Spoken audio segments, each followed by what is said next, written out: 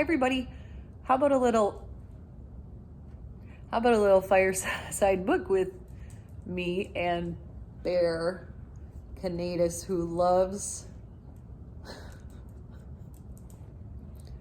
the fire enough to find a place to lie down right in front of it. Isn't she funny? She can't find, oops. Oh, I scared her. I'm sorry. Bear's here to read with us, and it's a perfect book for her because it is called Where the Wild Things Are, and she is a wild thing. So this is the perfect book for Bear to listen to. Sit, good girl. So she's going to hang out with us. Where the Wild Things Are by Maurice Sendak. Yes, I know. Yes, I'm going to start. Ow, I'm going to start. Are you ready, Bear? Are you ready? Anybody have a dog like this?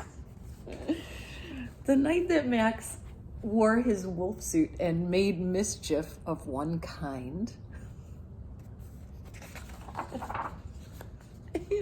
And another.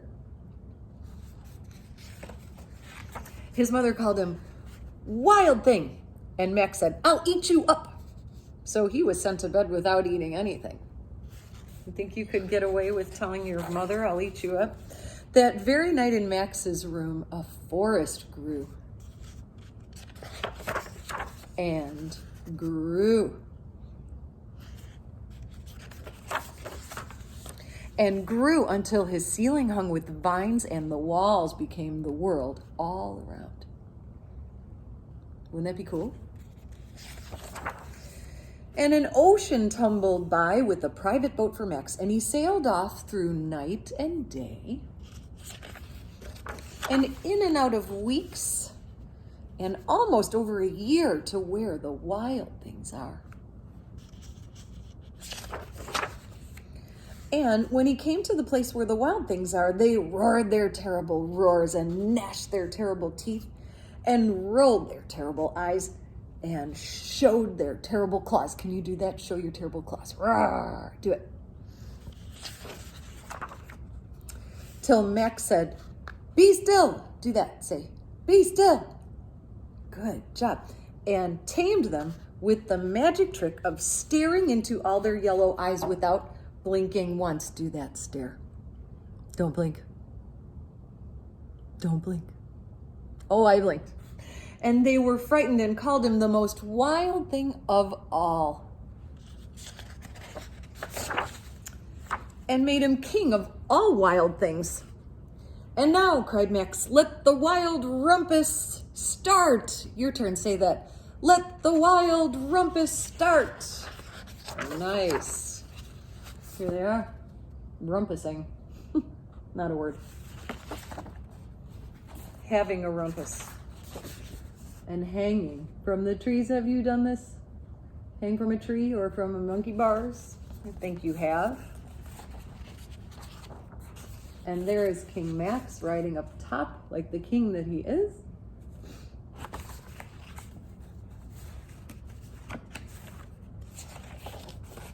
"Now stop," Max said, and sent the wild things off to bed without their supper. And Max, the king of all wild things, was lonely and wanted to be where someone loved him best of all. Then all around, from far away across the world, he smelled good things to eat, so he gave up being king of where the wild things are. What do you think he smelled to eat? Where was it coming from? Can you guess? But the wild things cried, "Oh, please don't go. We'll eat you up. We love you so." And Max said, "No." You do that. Ready? "No." The wild things roared their terrible roars and gnashed their terrible teeth and rolled their terrible eyes and showed their terrible claws. Do it. Arr. But Max stepped into his private boat and waved goodbye. Can you do that? Goodbye. Nice.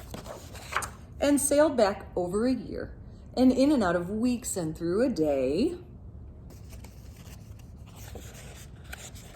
and into the night of his very own room, where he found his supper waiting for him.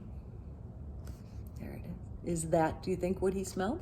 Maybe. And it was still hot. The end. That's a wonderful book. If you have it at home, have mommy and daddy read it to you, or grandma, grandpa, somebody, and maybe you can tell it back to them if you remember all the details, okay? All right, friends. See you next time. Bye.